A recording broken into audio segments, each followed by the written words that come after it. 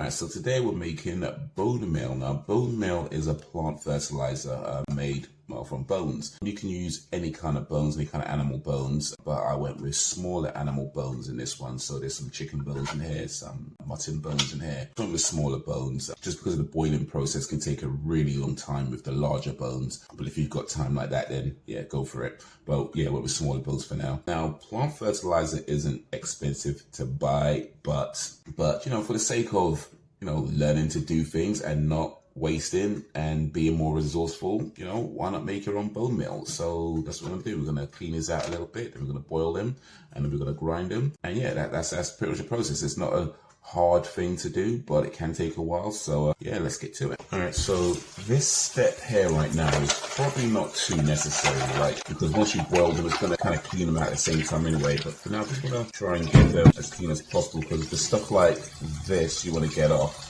And the boiling process is going to take all this stuff off anyway. But for now, just trying to get off as much of it as I can by hand. And then hope it means I don't have to boil it for too long. Because you've got to consider energy consumption and things like that. So I'm trying to clean them out a bit as much as possible, boiling. But yeah, you can just go straight to boiling them.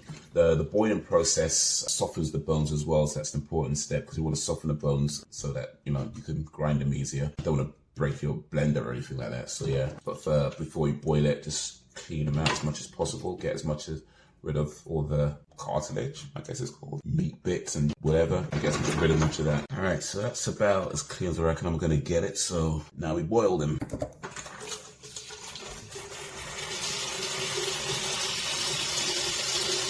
All right, so when boiling, make sure they are fully submerged in the water.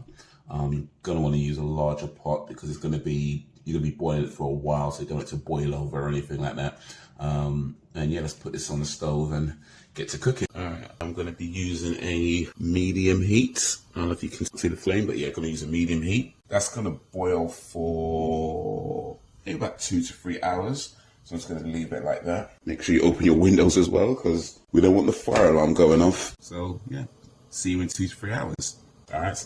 So that's been boiling now for about 3 hours, just about. So time to take it off the stove. All right, so what I'm going to do now is drain these out.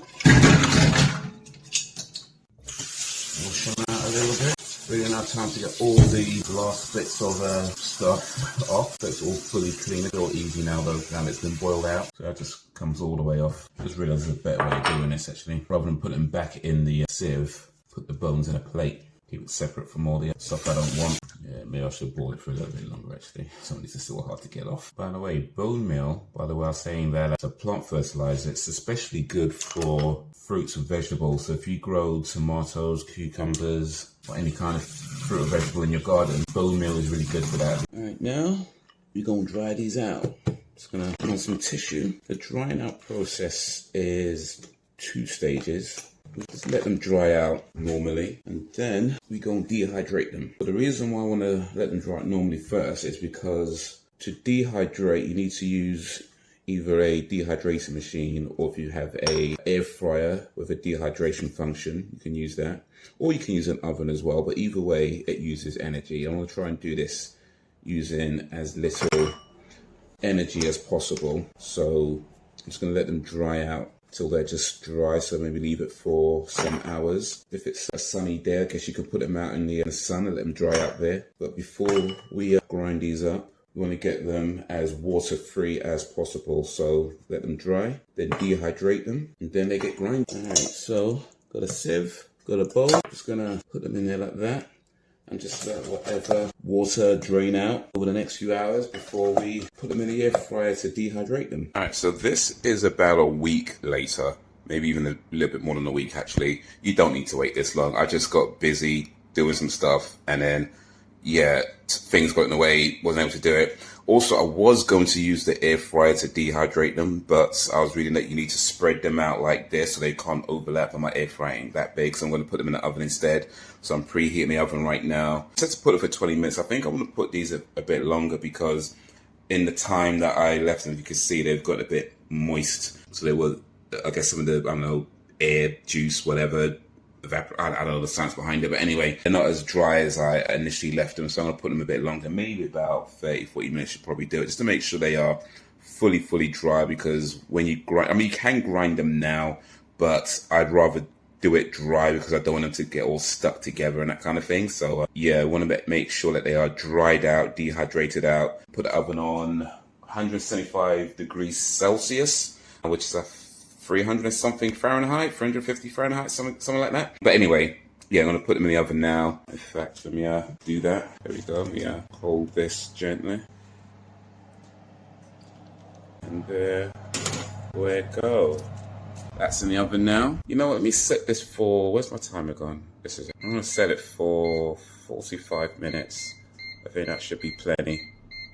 All right, there we go, 45 minutes. And that should be dry as anything in 45 minutes. Should be dry as anything before that, but drier in 45 minutes. Let me stop rambling. All right, so in the end, this took a lot longer than 45 minutes. It took about 90 minutes in the oven and maybe a few hours just leaving it in the oven because it wasn't quite fully dry. But it's not all the way fully dry right now, but it should be fine enough to crush me things. It's pretty dry, maybe not as dry as like, but oh well, it should be all right. Now, apparently you can just put these straight into the blender. I'm not going to do that. If you got a strong blender, have at it. My blender's pretty okay, but I don't want to take the risk. So I'm going to put them in this mortar first of all and crush them up here first and then put them in the blender.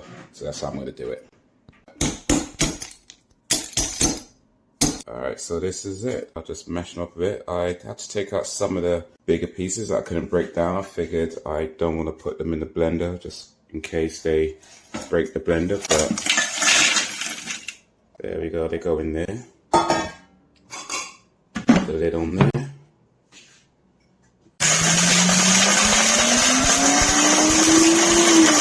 That should be just about done. Let's empty it out. And there we have it. Homemade bone meal. Honestly, I think next time I just buy it from the shop, it's like £5 for a box. This is long. But still, I did it. I made it. Started from bones, and now we got bone meal fertilizer. Yeah, I did that. Cool. Anyway, we're done. Peace.